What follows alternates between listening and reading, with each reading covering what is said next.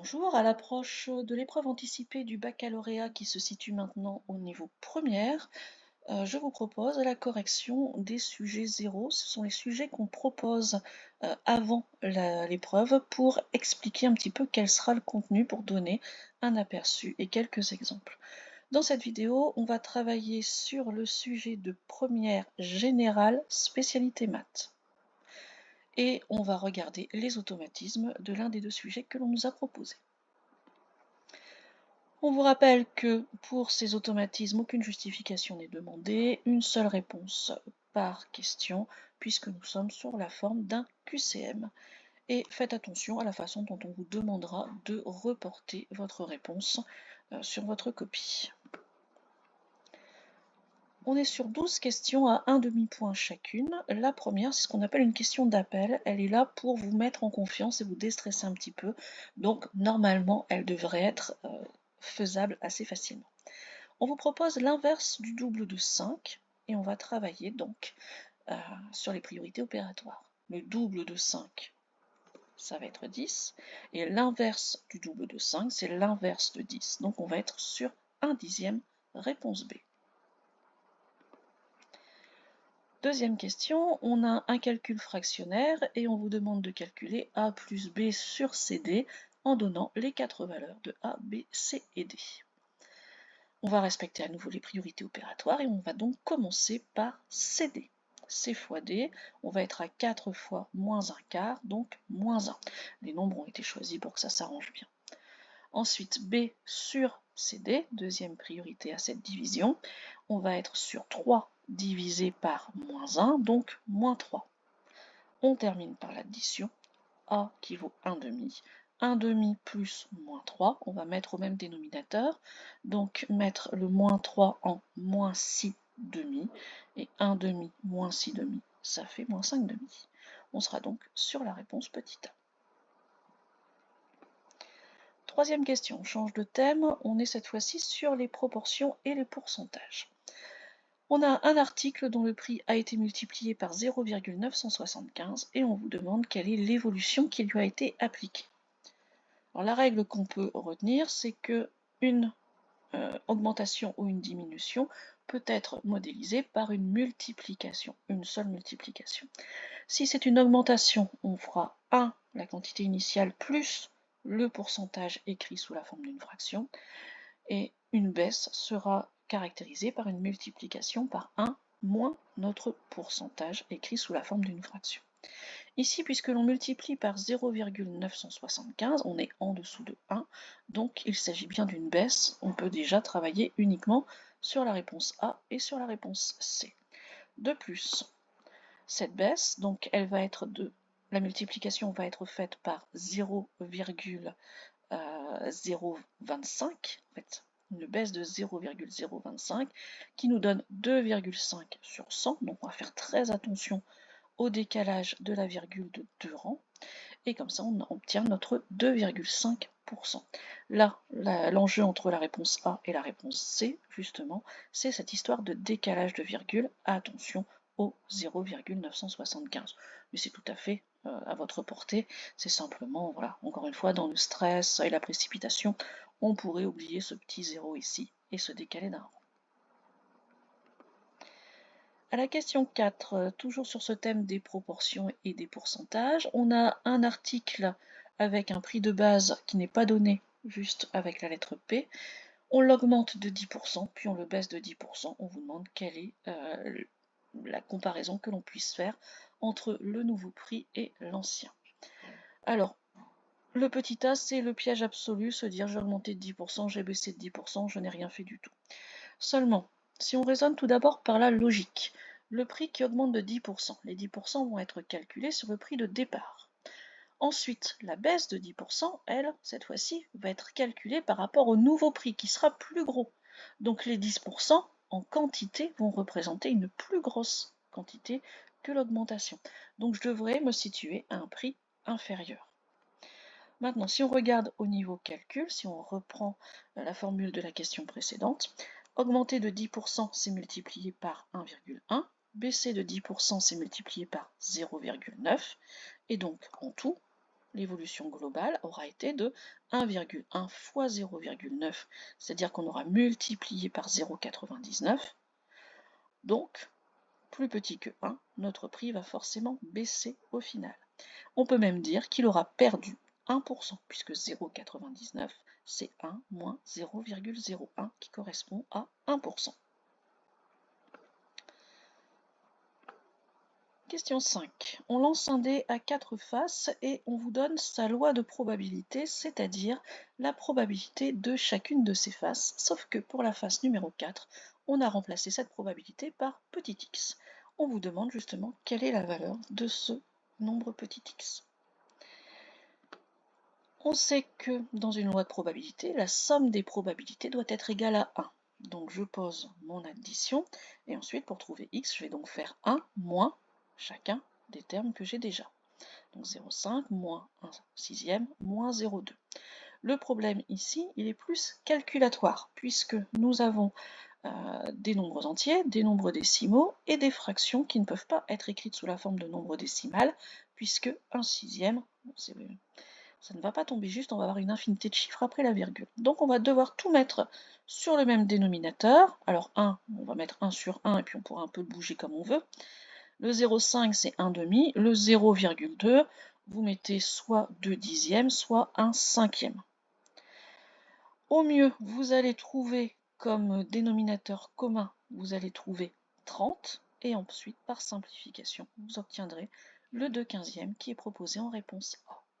Je vous laisse faire le calcul par vous-même. Là, par contre, mon but, ce n'est pas forcément de rentrer dans les détails calculatoires.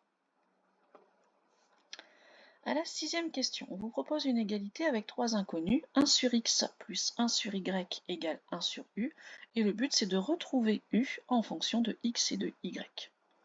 Alors on peut se dire que puisque c'est 1 sur u que l'on obtient, on va inverser cette dernière fraction, et donc inverser aussi ce calcul-là. Le problème, c'est qu'on va arriver à 1 sur x plus 1 sur y, donc des fractions avec quand même pas mal d'étages. Donc ce que je vous propose, c'est de d'abord travailler sur la première addition, aller mettre ça sous la forme d'une seule fraction plutôt que sur une addition, et ensuite seulement d'inverser. Donc vous savez très bien mettre au même dénominateur pour les fractions avec des nombres, c'est la même chose pour les lettres.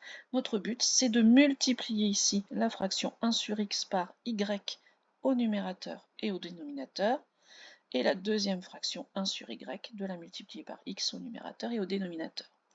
On aura alors y sur xy plus x sur xy. On peut donc rassembler en une seule, et j'ai remis par ordre alphabétique x plus y. À ce moment-là, j'ai 1 sur u. Pour pouvoir retrouver u, je vais simplement inverser mes deux fractions et trouver xy sur x plus y. On est donc au petit a. À la question 7, on est maintenant dans les fonctions de référence et ici on est sur la fonction carré qui nous donne cette parabole qui est représentée. Alors, c'est, je dirais, une petite chance ici que dans le sujet, on vous donne la représentation, ça va vous permettre de travailler plus facilement.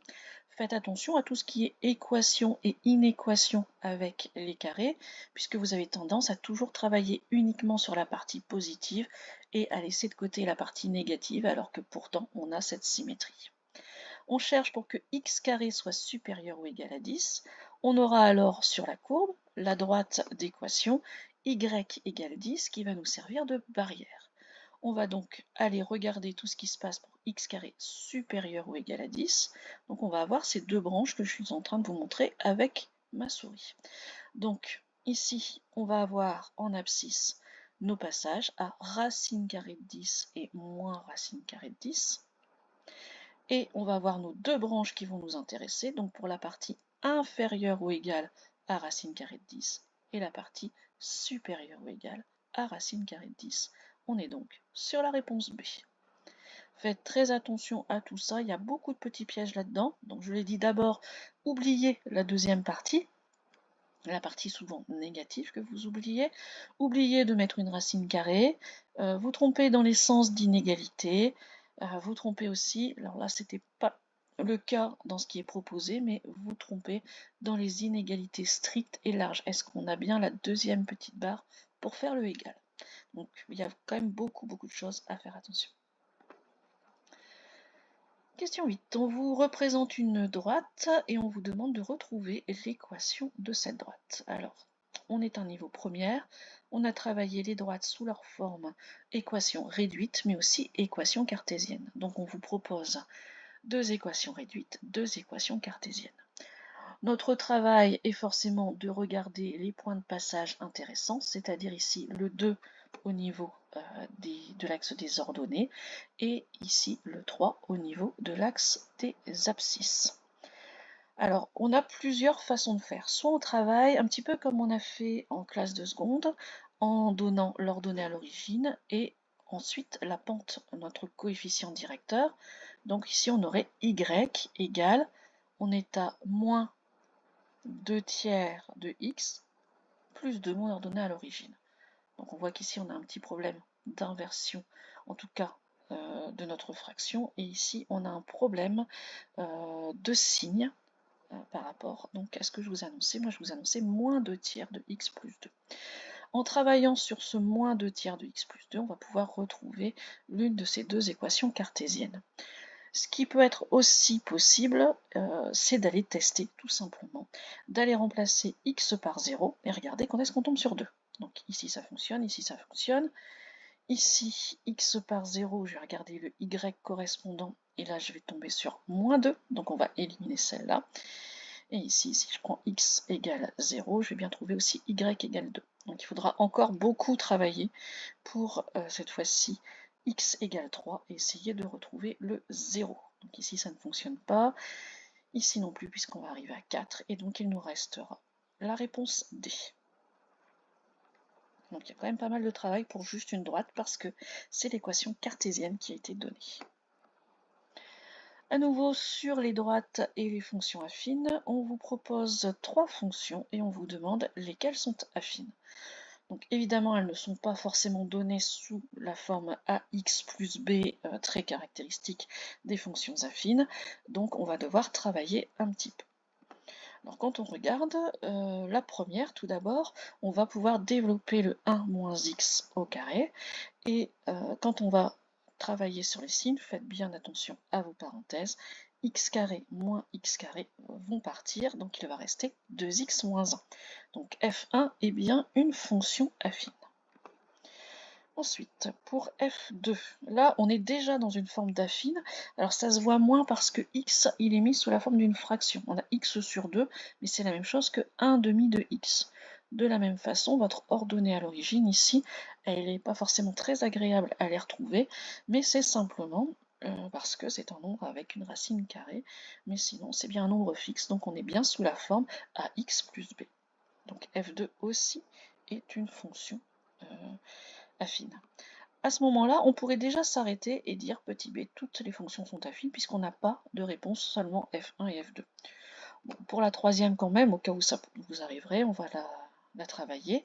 Donc ici on a une fraction à étage, mais on va pouvoir couper cette soustraction en deux, cette fraction en deux, en mettant 5 sur 0,7 moins 2 tiers sur 0,7 x. En réarrangeant un petit peu, on peut calculer, aller plus loin, mais à la limite c'est même plus la peine.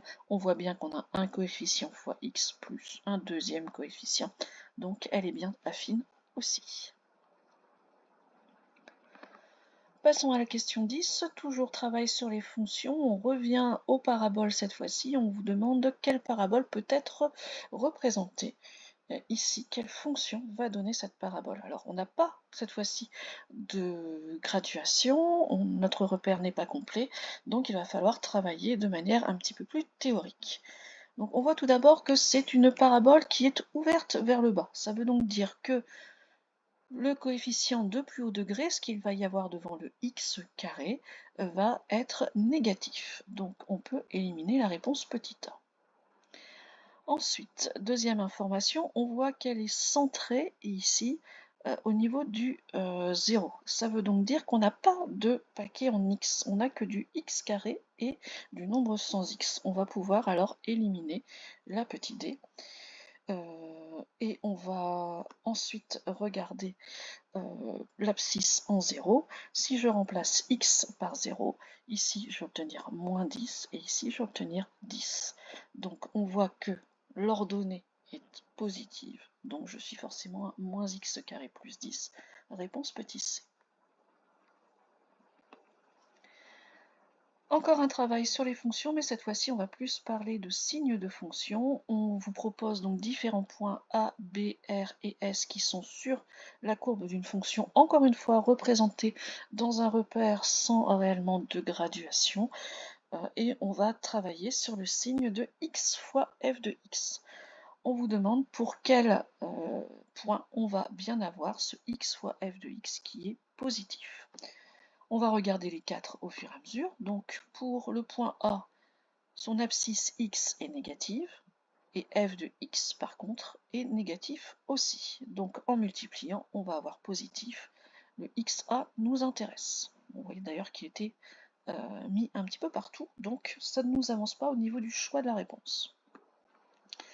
Pour le B, cette fois-ci x est négative mais f de x est positif, donc quand je vais multiplier, je vais tomber sur un nombre négatif, donc xb ne peut pas convenir. On va éliminer alors la réponse A et D.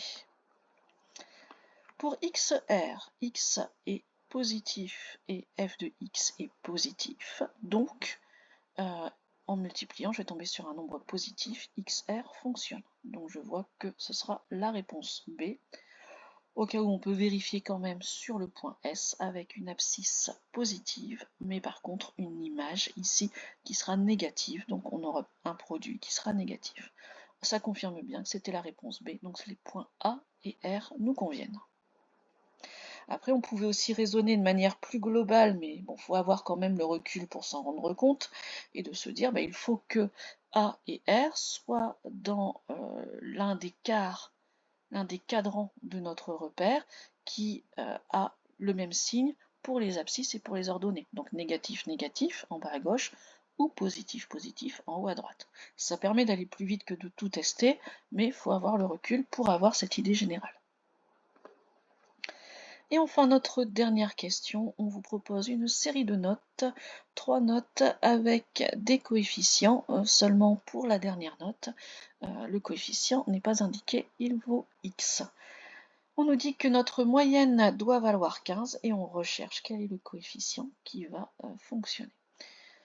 Alors, on nous donne vraiment quand même pas mal de choses. Alors, on pourrait se dire que impossible et 10 exposant moins 3, on va pouvoir les éliminer, mais bon, ce n'est qu'une intuition. On va donc travailler de manière un petit peu plus sérieuse, rigoureuse et calculatoire. Donc, comment fait-on une moyenne? Alors, on a 3 notes. Et ces 3 notes vont représenter un coefficient x plus 3. C'est pour ça que j'ai marqué que c'est comme si en tout on avait x plus 3 notes. Si la moyenne est de 15, ça veut donc dire que avant d'avoir divisé par x plus 3, j'étais à 15. Donc, si j'additionne toutes mes notes avec leur coefficient, je vais tomber sur 15 fois x plus 3. C'est-à-dire 15x plus 45, j'ai déjà développé, ça sera plus facile pour ensuite retrouver petit x. Or, la somme de nos notes, ici, c'est 10 fois 1, 8 fois 2 et 16 fois x. Ce qui nous donne pour l'instant avant réduction, de poser l'équation, 16x plus 26. Donc je sais que 16x plus 26, en calculant séparément, doit me donner 15x plus 45 qui correspond à la moyenne de 15 qu'on m'a annoncée. Je résous mon équation, je vais passer le 15x de l'autre côté, ça va bien s'arranger, on tombe sur x tout seul, et pour la droite, 45 moins 26, on est à 19. Donc notre coefficient c'est 19. Le problème c'est comme vous êtes en épreuve sans calculatrice, allez le vérifier, ce n'est pas très agréable puisqu'il va falloir faire 16 fois 19 et ensuite diviser par 22. Pas super. Voilà, donc j'espère que cette vidéo a pu vous aider, vous donner un petit exemple de beaucoup de questions sur les automatismes et quelques astuces pour essayer aussi de se débrouiller, d'aller un peu plus vite, d'être un peu, d'être un peu stratégique pour toutes ces histoires de QCM. Je corrigerai les autres exercices, y compris ceux avec rédaction, dans d'autres vidéos. Je vous invite à aller les regarder. Au revoir.